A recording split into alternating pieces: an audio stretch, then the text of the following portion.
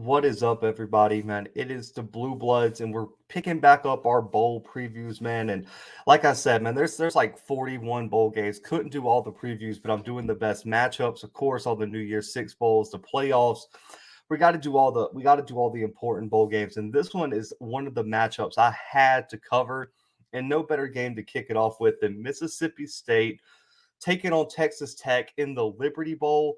Kicks off at 5:45 p.m. Central Time, live on ESPN on December 28th in Memphis. Now, this is going to be, in my opinion, one of the more underrated bowl games of the year. We got two air raid offenses. We got a head coach with a bit of a grudge against a school that would love to stick it to a former coach that drugged them through a lawsuit.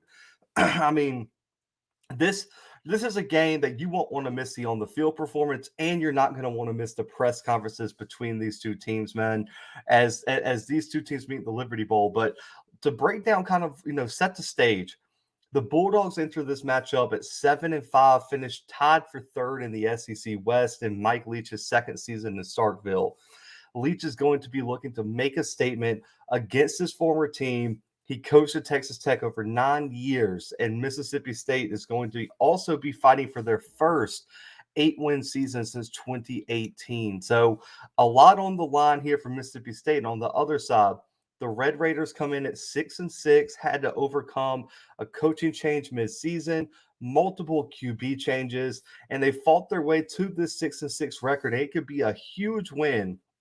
One, over a former coach like Mike Leach, and two, be a huge momentum boost going into the Joey McGuire era into next season and beyond. So, a lot on the line for Texas Tech as well. And these programs have matched up 7 previous times in their school history. The Bulldogs hold the 4-2 lead with the one tie, and the last matchup was a 20-16 win for Mississippi State when they played in Jackson, Mississippi. So it's been a long time coming for both of these programs to match up. Now that the stage is set, man, we got Mississippi State here, man, a 9-point favorite over the Red Raiders. Let's get to the keys of the game. We'll start with Mississippi State, and it's obvious. Let's just say it. The passing offense will always be the key for any Mike Leach team.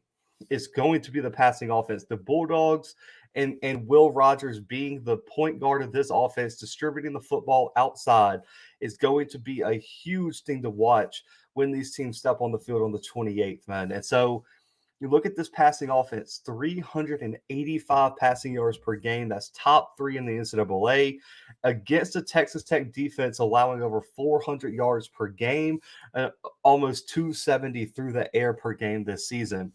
And the guy that it all starts with, and I think he's one of the more underrated quarterbacks in the country, Will Rogers, 75% completion percentage, over 4,400 passing yards, 35 passing touchdowns, only 8 picks, top 10 in the country in passing touchdowns, tied for second in passing yards, and leads the country in completion percentage. Will Rogers is the guy who has the keys to the quote unquote Ferrari of this offense. If he's in his zone, Mississippi State's very, very hard to stop. And so it's really going to be, can Will Rogers lead this offense like he does week in and week out against this Texas Tech defense? If he's on, Mississippi State is probably going to win this game. Now, the wide receiving core loaded, man. Makai Polk banged up in the Egg Bowl, but should be able to play.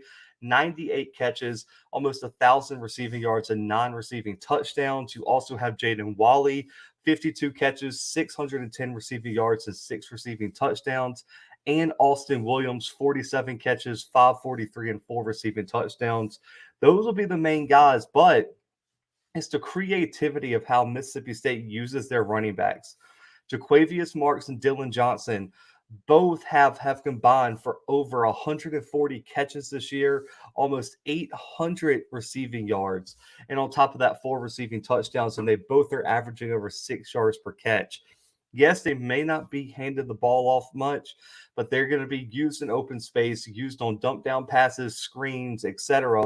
And that's how they get their short pass game with the running backs is an extension of the run game. And so it's going to put a lot of pressure on the linebackers for Texas Tech to be disciplined, to make plays in space, and on top of that, have excellent pass coverage, skills this weekend or coming into next week. I mean, and when you look at this offense, the intermediate game is something that really works for the Bulldogs. That's where Rodgers really thrives. Underneath the intermediate routes are where he absolutely makes his money because he can be, like I said, that point guard where he can distribute the ball to the wide receivers and they can use their athleticism to make something happen in space. On those intermediate balls, 10 to 19 yards down the field, over 1,300 passing yards, 11 touchdowns, 7 big time throws, almost 100 first downs generated, and a 92.4 passing grade for Rodgers. That's where they're going to try to make their money, and that's going to put a lot of pressure on this Texas Tech defense. And the goal for the Bulldogs should be Rodgers to be efficient, limit turnovers, because when this offense is not turning the football over and Will Rogers is completing passes at a high clip, it puts so much pressure on the defense, and Mississippi State's going to be able to put up points. And so that's why the passing game is always key for a Mike Leach team. Now, for Texas Tech on the other side, the stats can be a bit deceiving. QB changes have really limited the stats for the passing offense, but ultimately the Red Raiders want to air it out as well. So the key is going to be Donovan Smith and Texas Tech's ability to make him feel comfortable and allow him to play within himself. The key here is not Will Rogers versus Donovan Smith.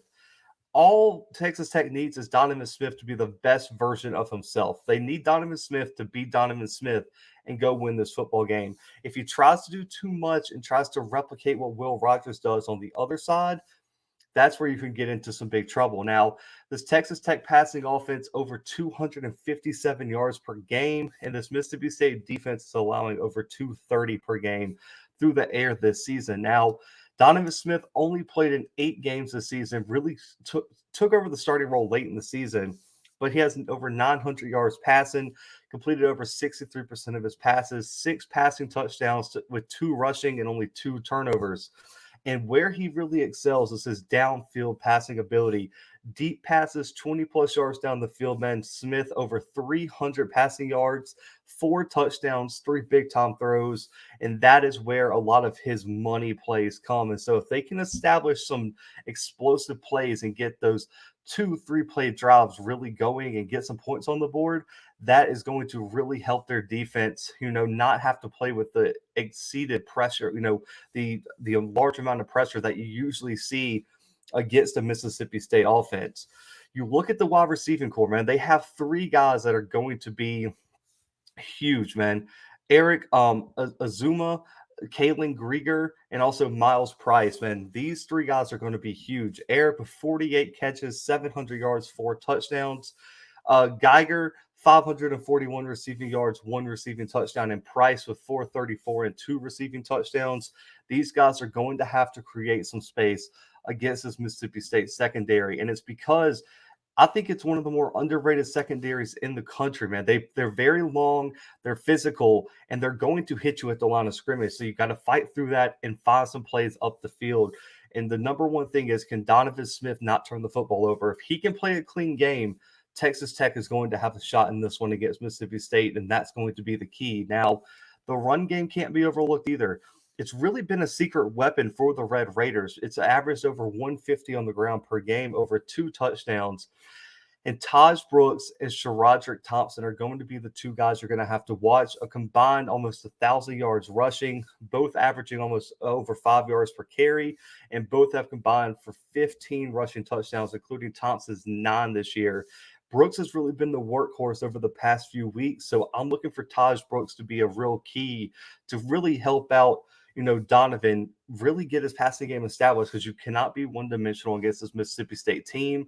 The defense is underrated, so you're going to have to try to be somewhat balanced. And so if the passing game isn't going early, let's see if we can get the run game going and get Donovan worked into his game. That's going to be the key for Texas Tech. Now, for the matchups to watch, it has to be the Mississippi State wide receivers against the Texas Tech defensive backs. We've already kind of broken down the wide receivers, but the DBs to watch for Texas Tech, Taylor Dimmerson for Texas Tech, man, a corner, 3 picks, 5 pass breakups, only allowed 4 touchdowns all season long. Dimmerson is going to be a key, man. He is their lead corner. He's the guy they depend on in big situations to guard that wide receiver one for their opponents. If Dimmerson has a big game, Texas Tech's chances really, really jump up there. Now, Eric Monroe at the safety spot is another name to watch. Only 13 catches allowed this year, 4 touchdowns allowed with only 1 INT. He's not been a strong point in the secondary. Eric Monroe is probably going to be an X factor back here. If he can play one of his best games of the season, it's really going to help Texas Tech out. But he's really been prone to giving up the big play. Eric Monroe at that safety spot is going to be a key. Now, the other guy, Rashad Williams, man, he has been a stud this year as well. No touchdowns allowed, 9 pass breakups on 54 targets. Williams and Dimmerson have been a solid cornerback combo for Texas Tech. The safety spot's really been their weak point. But if Dimmerson and Williams can play shutdown on the outside, it's going to go a long way to helping this secondary for Texas Tech slow down the air raid of Mike Leach and Will Rogers. Now, both so and I know that some people may opt out closer to the game and such. So this is just kind of looking at it as I'm recording a little bit early. I want to get these bowl previews rolling out. So if anyone opts out, it can change a lot of things. But based on where things sit now, I really like Mississippi State's chances to get a win here. I think their offense is just a bit more consistent. I like Will Rogers over Donovan Smith right now at the quarterback spot. And I feel like I trust Mississippi State's defense to force a turnover or two or get a handful of stops to ultimately win this game. I think Mike Leach is going to have them fired up. Even though it might seem petty to, say like they want to get revenge, they want to make a statement against his former team. Even though it's been a long time, Mike Leach still is going to have that team fired up. It's an easy motivating tool. I'm taking the Bulldogs in the Liberty Bowl 37-20 over Texas Tech on December 28th, man, 5:45 p.m. Central Time kickoff in Memphis. I'm taking a 17-point win for the Bulldogs over the Texas Tech Red Raiders, man. So, guys, if you're new, smash the subscribe button, hit the like button, and comment your score predictions below for the AutoZone Liberty Bowl. You got Mississippi State or Texas Tech. I'll take Mississippi State 37-20 over Texas Tech. But, guys, more bowl previews coming out very, very soon, man. So make sure to subscribe and turn on your post notifications now. But until next time, guys, the Blue Bloods are out.